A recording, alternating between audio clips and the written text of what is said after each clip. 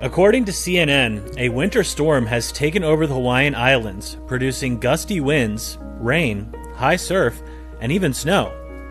Trees have been knocked over by strong winds, and flyaway branches have torn down traffic lights and power lines, resulting in power outages. Forecasters are warning that the high-speed winds have the potential to damage roofs and poorly built structures. Hiro Toya, director of the Honolulu Department of Energy Management, is urging citizens to use extra caution when driving.